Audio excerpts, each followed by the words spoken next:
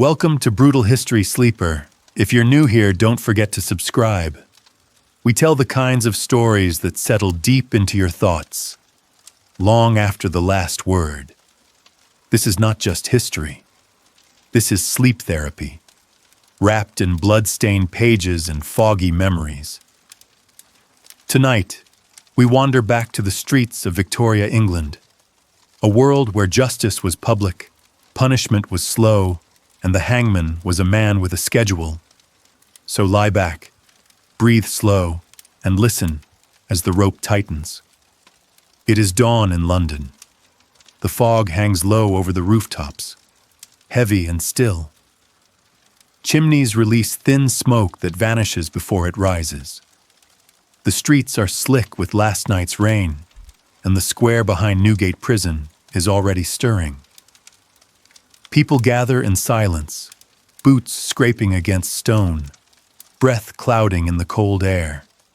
Men in worn coats, women with babies swaddled against their chests, children holding meat pies and staring toward the blackened gate. They are not here to pray. They are not here to mourn. They are here to watch someone die. A hanging, a public one. A ritual the city knows too well. By the time the sky turns gray, the crowd will be tight, pressing forward, whispering, waiting.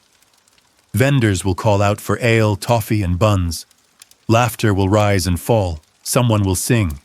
And above them, the gallows stands still, silent, clean, waiting. This is Victorian England, a place where justice is not delivered quietly behind bars, but in full view of its citizens. A place where the death of one man becomes the morning's entertainment. The law called it justice. The people called it a show. In the early 1800s, more than 200 crimes carried the death penalty, called the Bloody Code. A thief could be hanged for stealing a handkerchief, a farmer for burning a haystack, a child for taking a loaf of bread. Over time, the list of capital crimes shrank, but the gallows still stayed busy, especially at Newgate. It was not the worst prison in England, but it was the most famous, and its hangings drew the biggest crowds. Imagine standing at the back. You can't see the platform clearly, but you hear the murmur. You feel the tension in your throat. Somewhere, a priest clears his voice. The prison door creaks open. A ripple moves through the crowd.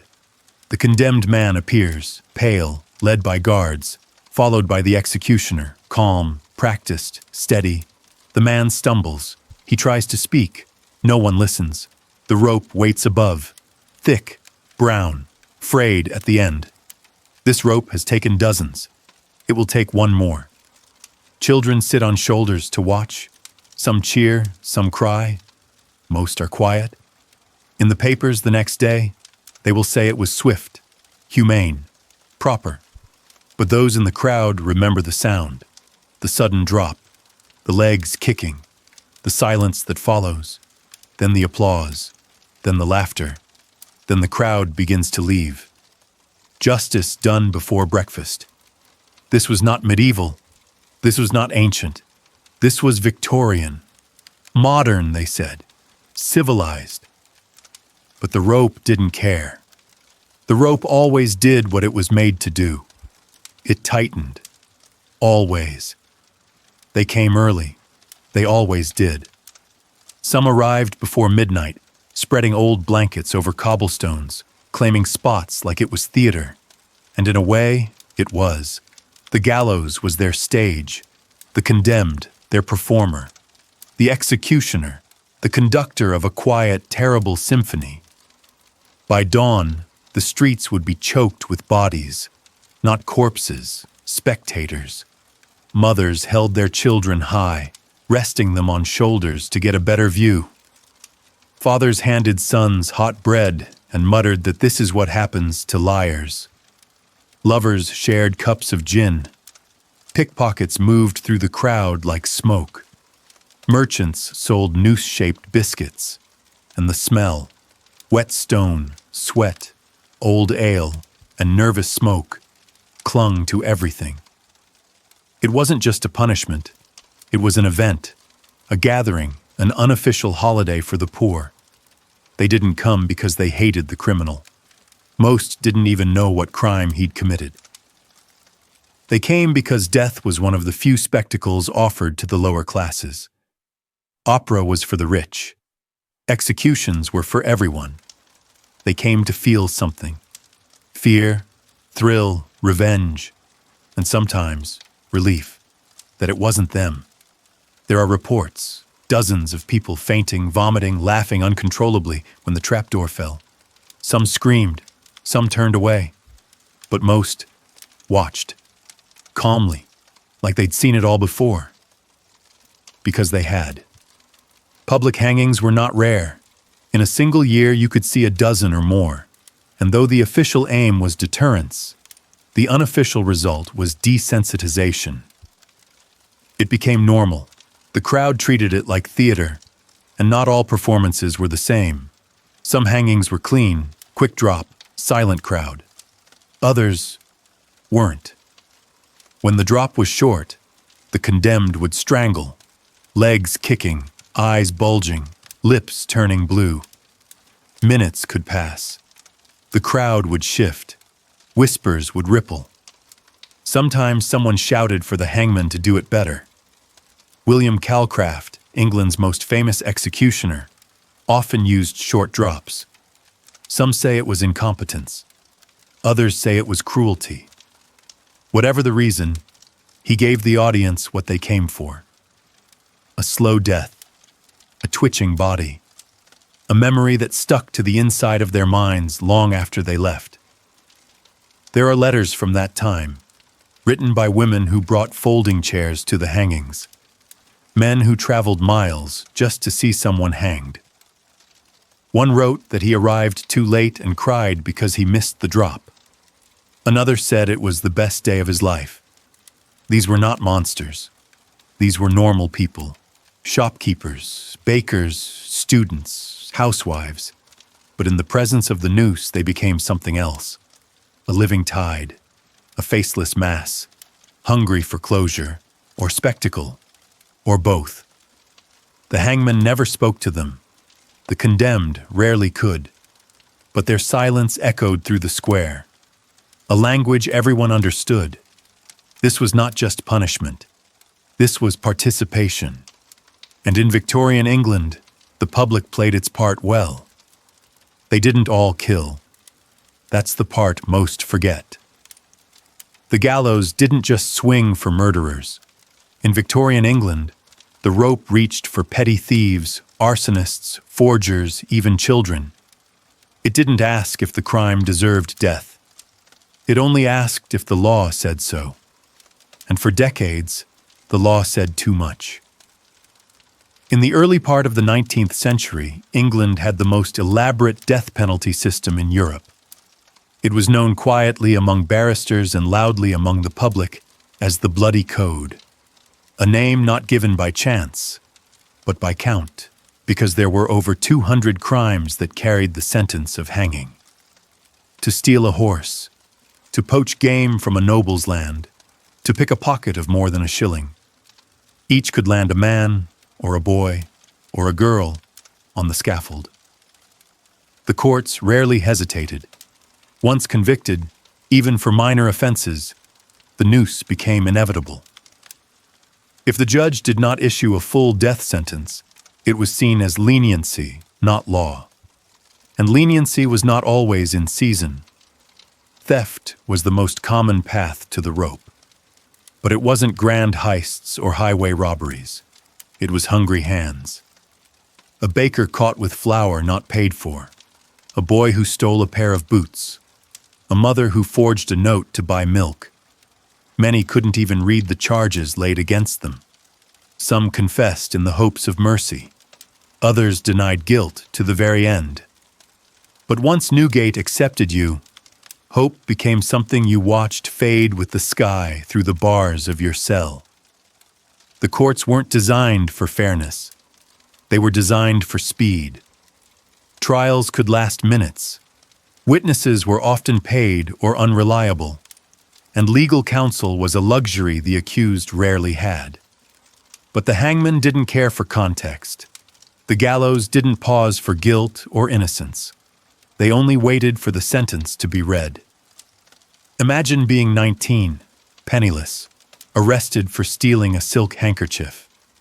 You're cold, you're hungry, you're alone. They take you in, search you, and find what you've stolen tucked into your coat. They take it as proof. There's no appeal, no understanding, just a verdict: death by hanging. Some judges would speak the words with ceremony, others with boredom. You shall be taken from this place to the prison from whence you came, and from there to the place of execution, where you shall be hanged by the neck until dead. Simple, brutal, final. The audience in the court might murmur. The prisoner's face might fall. But the wheels kept turning. Forgery was a favorite target of the law. Signing another man's name could get you killed.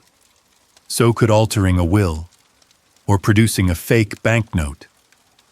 There was a deep fear in Victorian England of the poor rising too fast, of the working class touching wealth by trickery. And so the state responded with harshness dressed in order. One case often told is that of Sarah Lloyd, a maidservant who forged a note from her master. It wasn't to steal, it was to help her mother. She was caught, tried, hanged. She was 17. The youngest recorded legal execution was even more disturbing. A boy of 9, convicted of arson, burned a shed. The judge wept when reading the sentence. The papers debated whether a child could even understand death. But still, the rope came. Executions for children became rarer with time, but rare is not the same as gone. They hanged the young. They hanged the sick. They hanged the slow-witted. The gallows asked no questions. Even those spared the rope were marked for life. Transportation was a common alternative. Sent away to Australia, branded, exiled, families torn apart, names erased. But for many, it was the noose or nothing. And the stories faded quickly. Few remembered the names of the petty thieves. Few wrote letters for the arsonists. The crowd came for the drop, not the biography. And so hundreds were hanged in silence, without legacy, without monument. They died for crimes that today might earn a fine, or a warning, or nothing at all. But in Victorian England, the weight of justice was measured by how taut the rope pulled, and how still the body swung. In every list of those executed, you'll find names that vanish into the numbers: James, Mary, Thomas, Anne, each linked not by what they did, but by what they lacked: power, money, defenders. In the courts of the time, guilt was often just another name for poverty, and the hangman's knot rarely cared to look twice. These were not crimes of evil. They were crimes of circumstance, of hunger, of desperation, of being born on the wrong street to the wrong parents in the wrong year. But the law was cold, and the rope was ready. Always. Ready. For the execution, it begins with wood, heavy beams, often reused, darkened by rain, age, and repetition. The gallows was not some romantic relic from medieval times. It was a functional machine, efficient, portable when needed, simple in design: a raised platform, a trap door, a beam above, and the rope. Always the rope. Not too new, not too frayed. Strong enough to take the weight of a man, but supple enough to tie just right. Executioners had rules, quiet ones, never written down. The knot must rest under the left ear. The rope must be measured to the prisoner's height and weight. Too short, and the neck wouldn't break. Too long, and the head could tear away from the body. That was considered improper, undignified. The noose had to be precise. Death had to look controlled. But it wasn't always. Before the 1870s, the short drop method was most common in England. The condemned stood on a platform or a cart. The rope was tied, the support pulled away, and gravity did the rest. But the short drop didn't break the neck. It strangled. Slowly. The body thrashed. Legs kicked. Arms twitched. Faces turned deep purple. Tongues protruded. It could take 2 minutes, or 10. The crowd would watch in shifting silence, some uneasy, some eager. The executioner stood still, watching, waiting. Sometimes he would pull the legs to hasten death. That was considered merciful. Sometimes he would walk away, let the body hang until it stopped moving.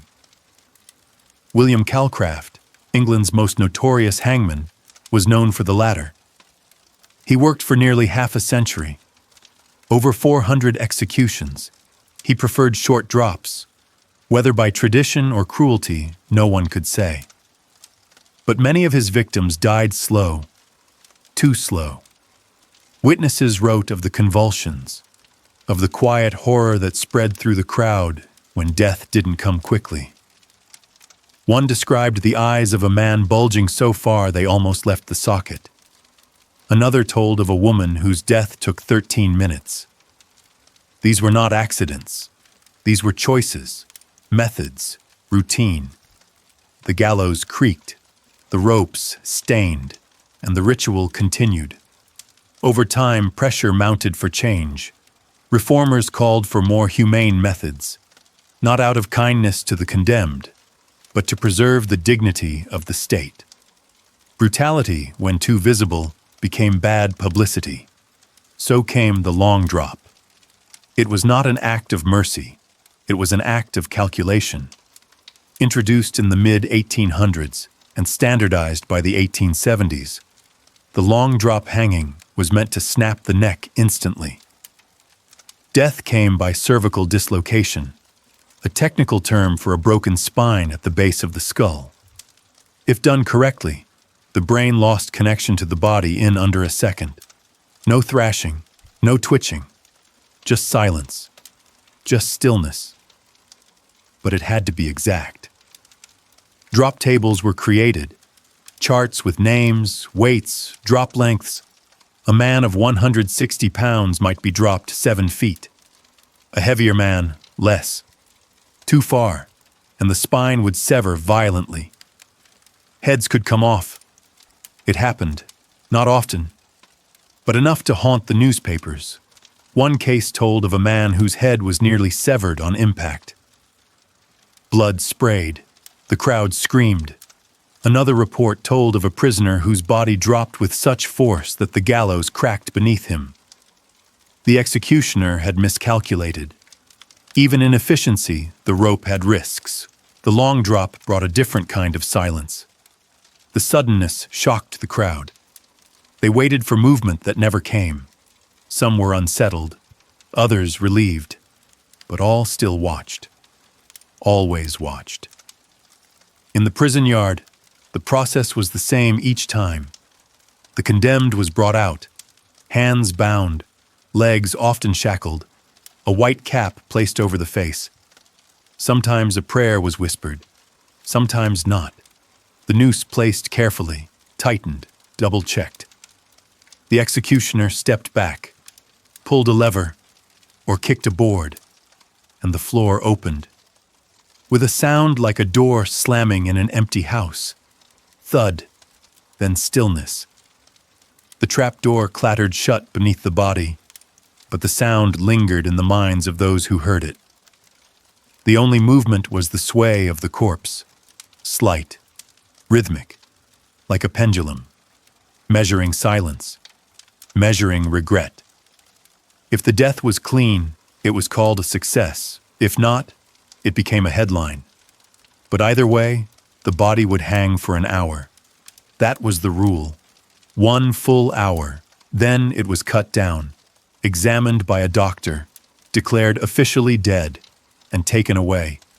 The gallows would be cleaned, the rope stored or discarded, the platform readied for the next, because there was always a next. Death had a schedule. The hangman kept his appointments. The rope did its job, and the silence that followed always felt the same. And the executioners? They didn't wear a black hood, not in England. That image belongs to another time, another country, another myth. The English hangman dressed plainly, like a clerk or a farmer. No mask, no ceremony, just steady hands and a working knowledge of knots.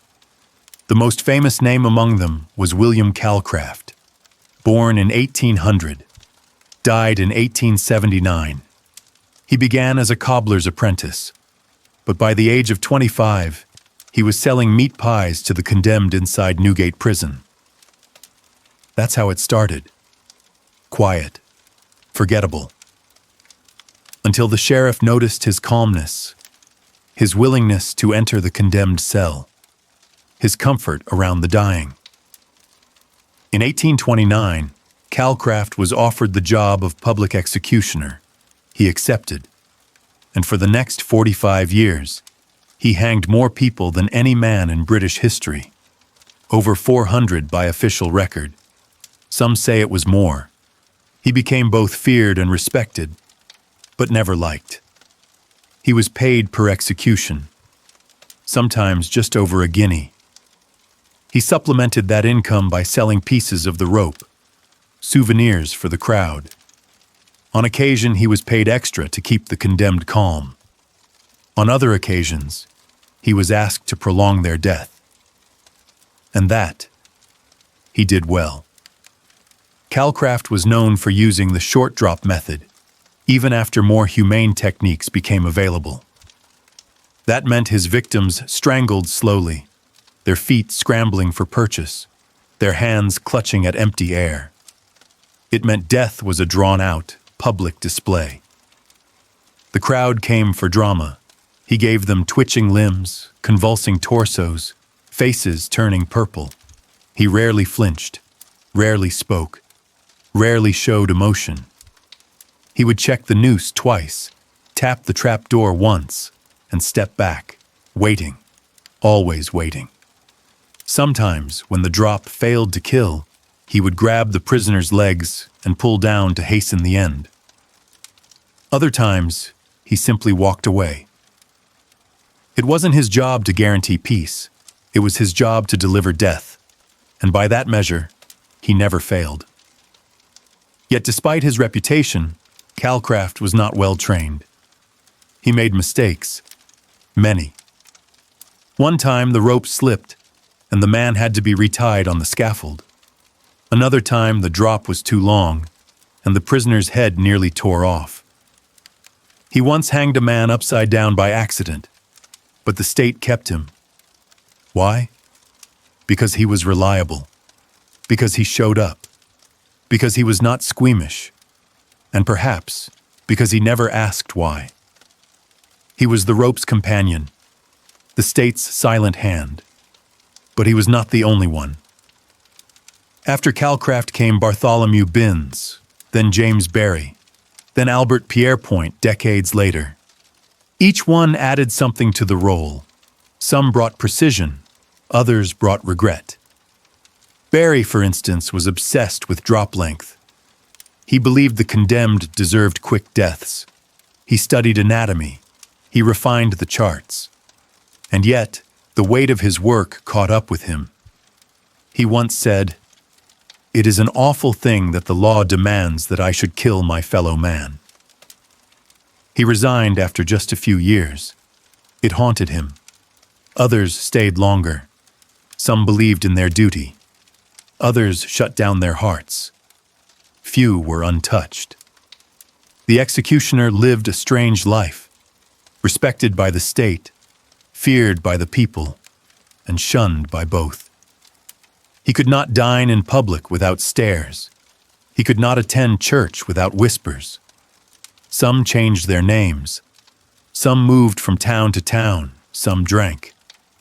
One described the silence after a hanging as heavier than the act itself. Not the crowd's silence, the one in your own head, after you've heard the body fall, after you've seen the hands stop twitching, after the rope sways quietly in the morning breeze. That silence, the one that doesn't leave. Some hangmen refused to talk about their work.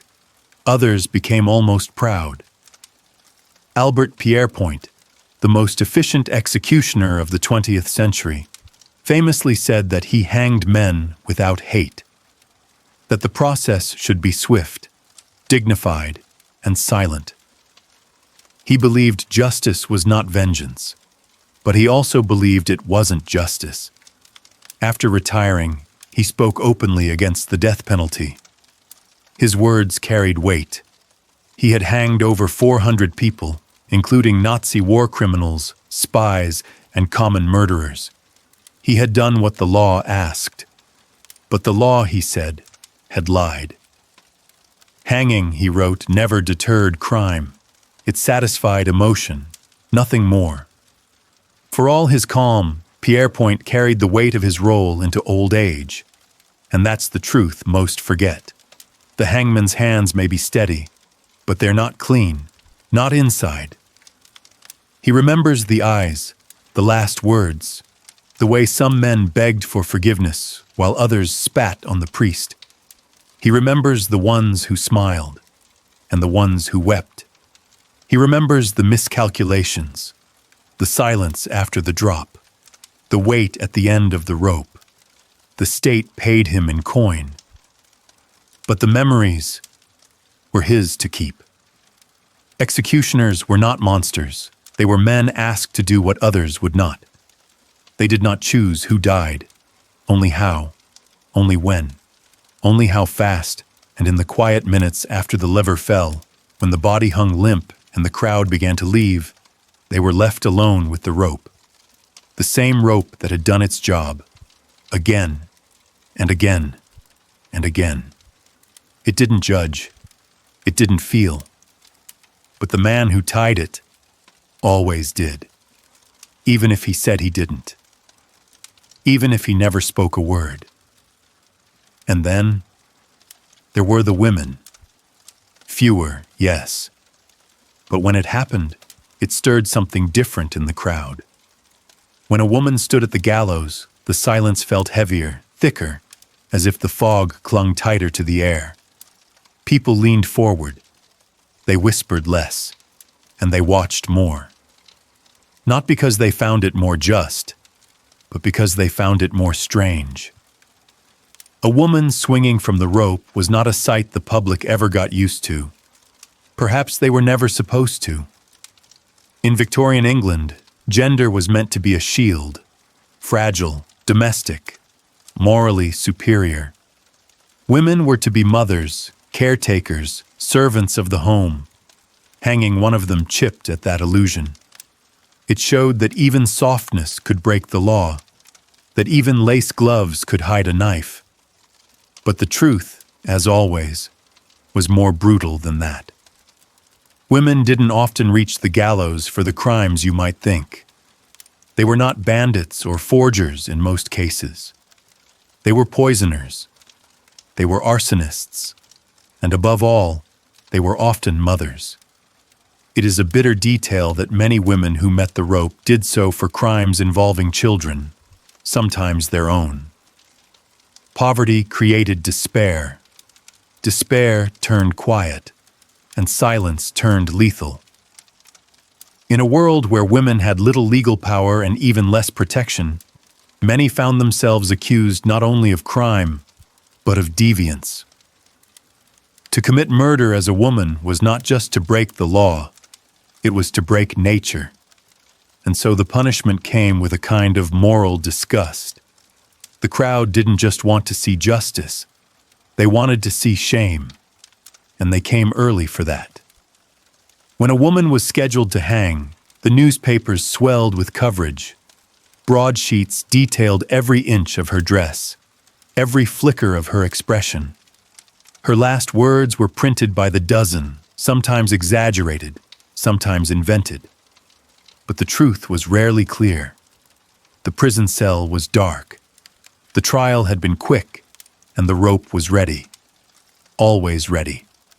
Take Sarah Dasley, for example, known in her time as the Potton poisoner.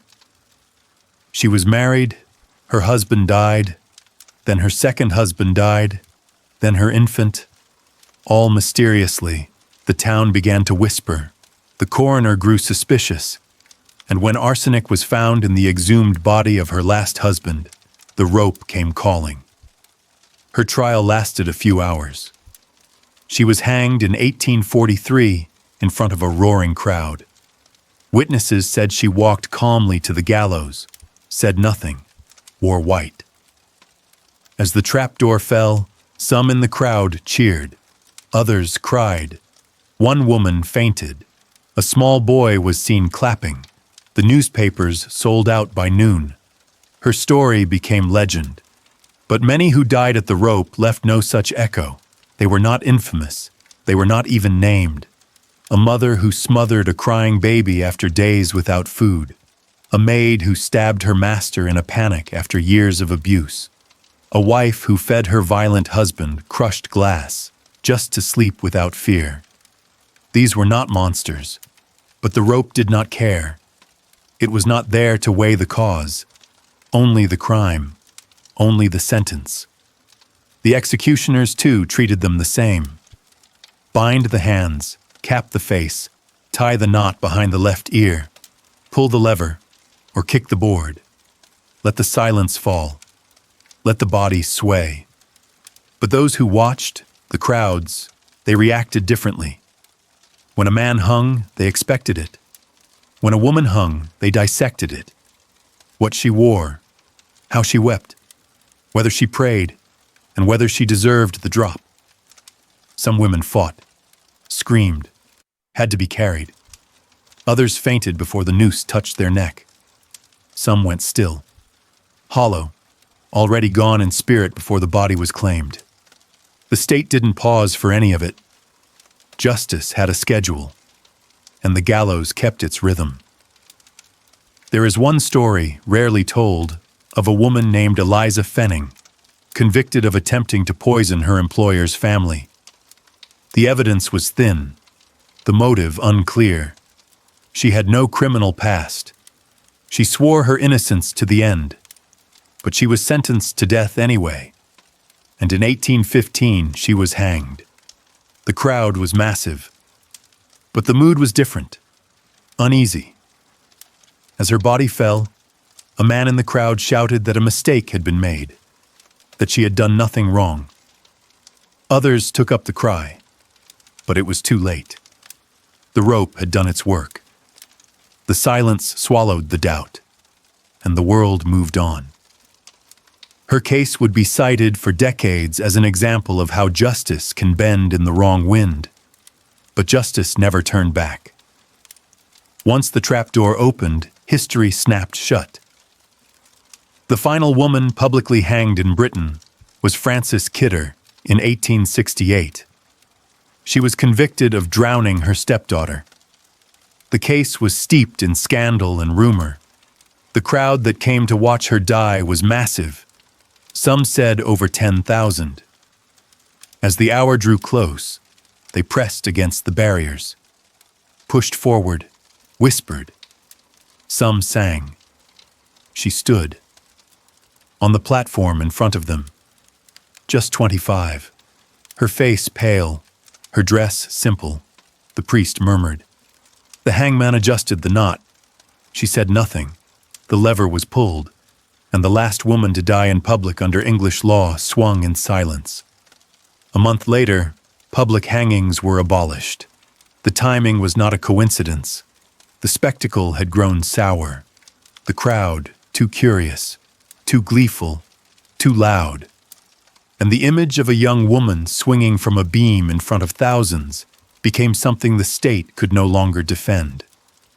After that, executions moved inside. The gallows were hidden. The rope still swung, but in private. Behind brick, behind law. But even then, women still died by the noose. just out of view. And though the world changed, the questions remained. What makes a crime worth the rope? Who decides? And does the noose weigh more when the neck it claims wears pearls instead of a collar? In the end, the rope does not answer. It only closes, tight, cold, final. It didn't stop all at once. Nothing in Victorian England ever did. The rope still hung. The gallows still stood. And the crowd still came. But something had shifted. Not suddenly. Not loudly. But like the fading of a fire after the last log has burned. People began to question, not just the justice of execution, but the theater of it. The shoving masses. The jeering. The laughter. The drunkenness. They saw what it brought out in people. Not solemnity. Not reflection. But something darker. More feral. Hangings were no longer warnings. They were events. Children skipped school to watch. Vendors sold meat pies and ale outside the prison gates. Women waved handkerchiefs. Men wagered on the condemned's last words. And some celebrated. The spectacle had overtaken the sentence. And that, in the eyes of lawmakers and reformers, became the problem. It wasn't that they pitied the condemned. It was that they were embarrassed by the crowd. Reformers began to speak up. Quietly at first. Then louder. Ministers. Journalists. Even a few judges. They described the hangings not as justice, but as public bloodlust. As a carnival built on human death. And for once, the government listened. Or at least, pretended to. But public hangings still continued. Even as the rest of the world began to close its curtains. France had moved to more private executions. America, divided by state, leaned toward discretion.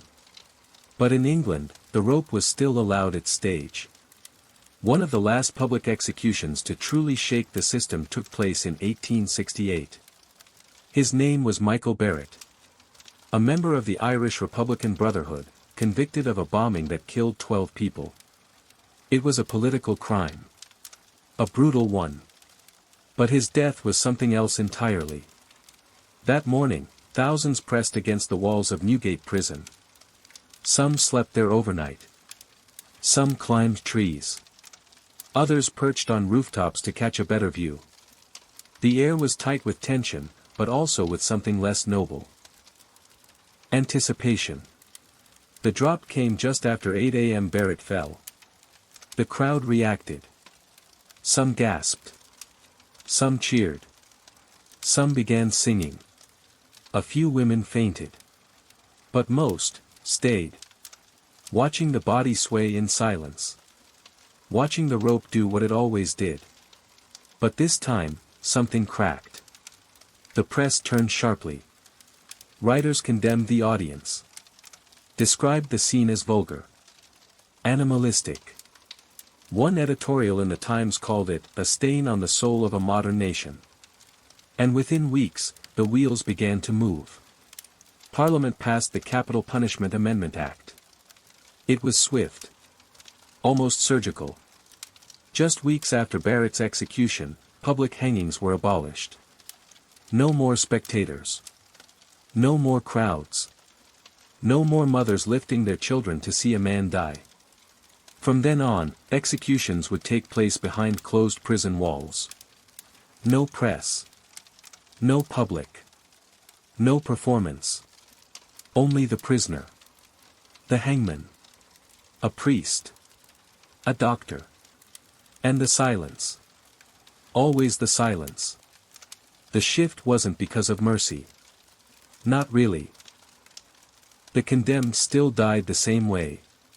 The rope still broke necks. The trapdoor still opened. But now, the audience was gone. And in the eyes of the state, that was enough. The justice remained intact. But the spectacle was no longer useful. And so it was removed. But not forgotten. Because people remember differently when they are no longer allowed to look. They imagine. They distort. They romanticize. The public gallows faded. But the memory stayed vivid. There were those who missed it. Who said justice had lost its sting. That crime would rise now that the hangings were hidden. That secrecy bred softness. But the hangman's hand remained steady. The rope still closed around the throat. And the hour of death still came on schedule. Only now, it came in shadows. In 1870, just 2 years after the last public execution, a man named William Wainwright was hanged inside Newgate for murder. The press was not invited. The public was kept away. Only the guards, the doctor, and the priest were there. The drop was clean. The death quick. The silence, heavy. A reporter standing outside the prison wall described hearing nothing. Not even the clatter of the trapdoor. Only the hour bell. Only the sound of pigeons lifting into the air. That was the new justice. Quiet. Efficient. Invisible. But no less final.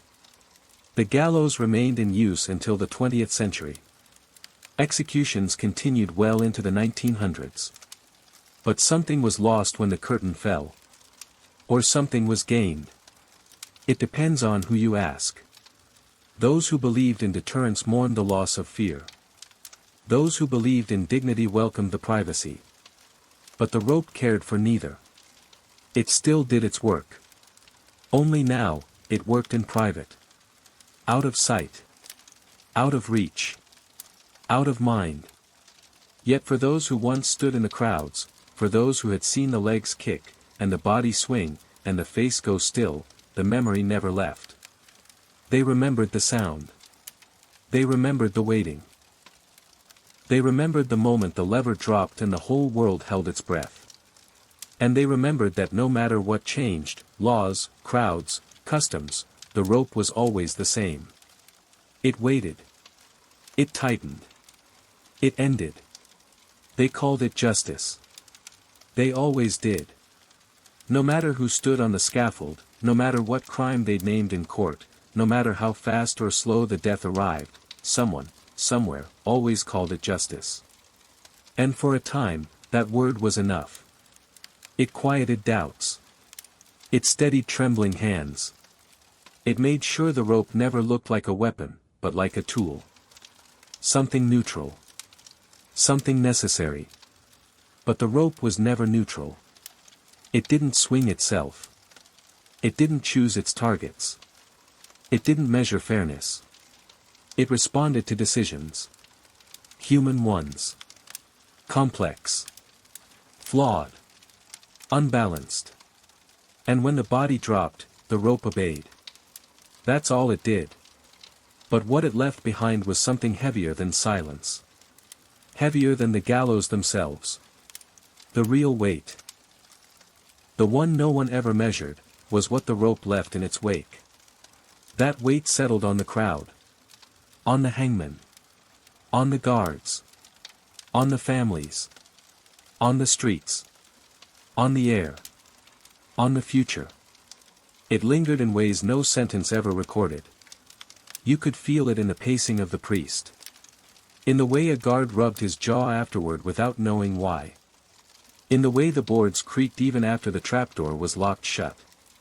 And you could feel it later, in a different city, in a different year, standing in a museum beside the preserved noose of someone long forgotten. Glass between you and the past. But the weight still finds its way through. The mind tries to understand. But something in the body already knows. The weight is not physical. Not always. It lives in quiet thoughts. In the images you cannot unsee. In the imagined faces of those who stood there once and watched. In the steady rhythm of old footsteps inside stone corridors that echo too long. The rope left more than bruises. It left questions. What did it mean to live in a time where death was performed like a play? What does it mean to remember it now, long after the curtain fell? Some say the weight belongs to the state. That the governments of the past must carry the burden of their choices. That the legal codes, the lawmakers, the judges, all of them were the ones who loaded the rope and let it tighten. Others say it belongs to the crowd. That the people, ordinary and wide-eyed, were the ones who gave the spectacle its life. That without their cheers, their murmurs, their morning arrival at the square, there would have been no stage. No tension. No echo. But the truth is quieter. The weight belongs to all of it. To the system. To the people. To the silence.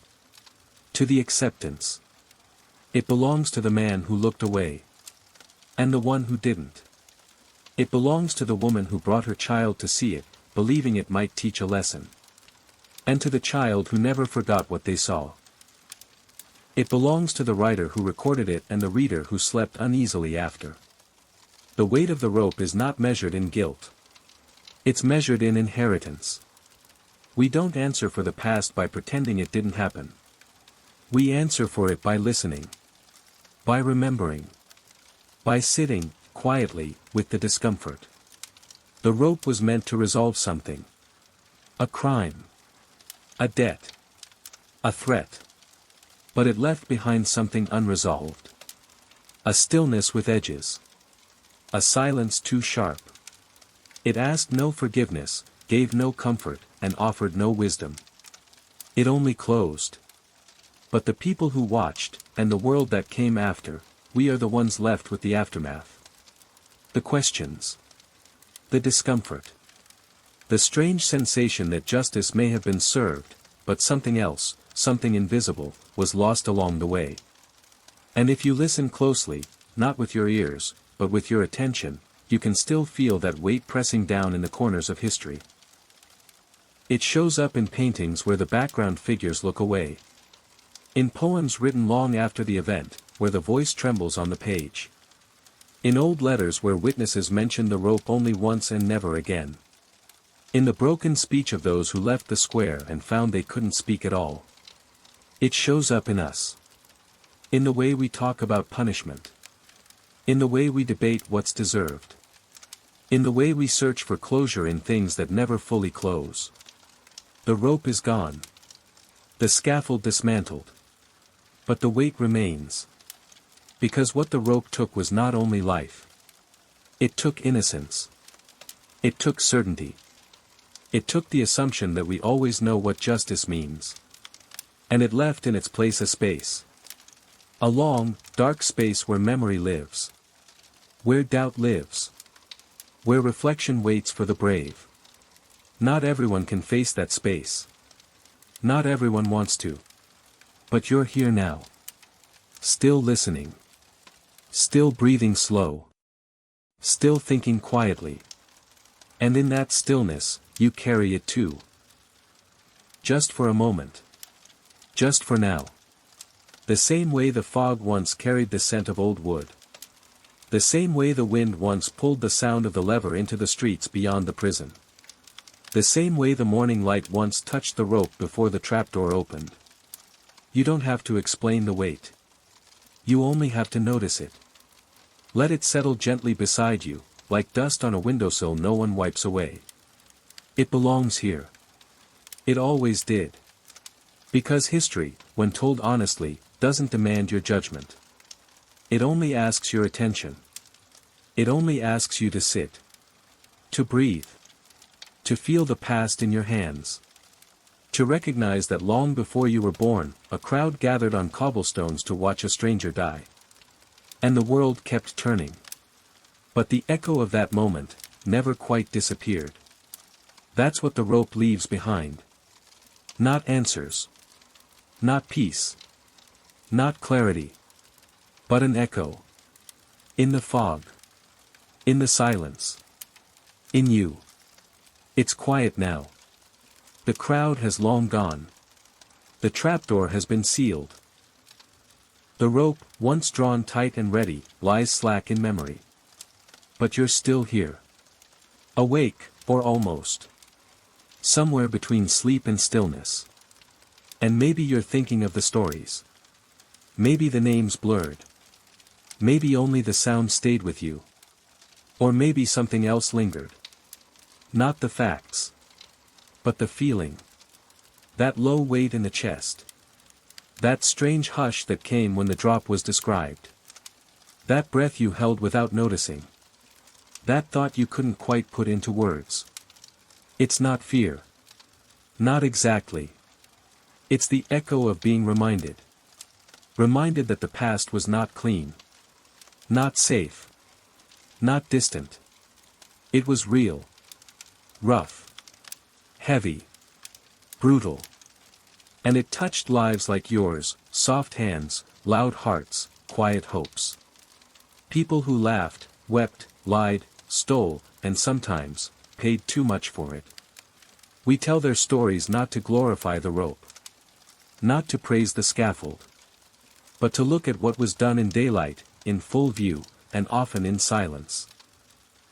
There's something strange about how the worst parts of history often wore the calmest expressions. How the hangman did not shout. How the judge did not cry. How the crowd smiled. And how justice was carried out with such still hands. The rope never needed to scream. It didn't have to. Its voice was in the hush that followed. In the stillness that clung to cobblestones after the crowd walked away. And now that hush belongs to you. Because you've heard it. You've sat with it. You didn't turn away. And that matters. That's how the past survives, not just in books or museums, but in quiet hours like this. In the moments when someone listens. Not out of morbid curiosity, but out of respect. Reflection. Stillness. You didn't come here for sleep only. You came to sit beside a ghost. And you did. You may not remember every date. Every name. Every corner of Newgate or every drop in the ledger. But your mind remembers the shape of it all. The way history laid itself down beside you and asked for nothing but your time. The way the past brushed against your awareness like the sound of rope brushing wood. Slow. Gentle. Final. And now, we close this hour together. You don't need to move. There's nothing to do. You've already done it. You stayed. You listened. And you remembered. Not just them, but yourself. That you are here. Breathing. Warm. Alive. In a world built by centuries of echoes. Some cruel. Some kind. All unfinished. The stories don't end. Not really. They circle. They settle. They wait. And if you've made it this far, you carry one now. Maybe more than one. You carry Sarah Dasley's silence. You carry Calcraft's hesitation. You carry the weight of those whose last words were swallowed by the cheer of the crowd. And those who were never named at all. That weight is not yours to solve. But you've borne it for a little while. And in that, there is dignity. Let your thoughts drift, if they haven't already. Let your breath slow. Let the noise of the day recede. No more gallows. No more rope. Just the long shadow it left. Just the distant sound of footsteps fading down a prison hall. Just the still rhythm of memory settling into your chest. And when you wake, whenever you do, know this, you looked into something most turn away from. And you did not flinch. That makes you a keeper of truth. A witness to what many call history, but few are willing to feel. You felt it. That matters. So sleep now, if you can. Or sit with the quiet, if that feels better. You don't have to speak. You don't have to explain. The rope is quiet now. The stories are folded shut. But the stillness they left is yours to hold. Just for now. Just until the next one. Thank you for being here. This has been Brutal History Sleeper. If you haven't yet, you can subscribe. Not for the noise. Not for the rush. But for the return. Because we'll be back. With another story. Another silence. Another hour in the dark. Until then. Sleep well. Or don't. Either way, you're not alone.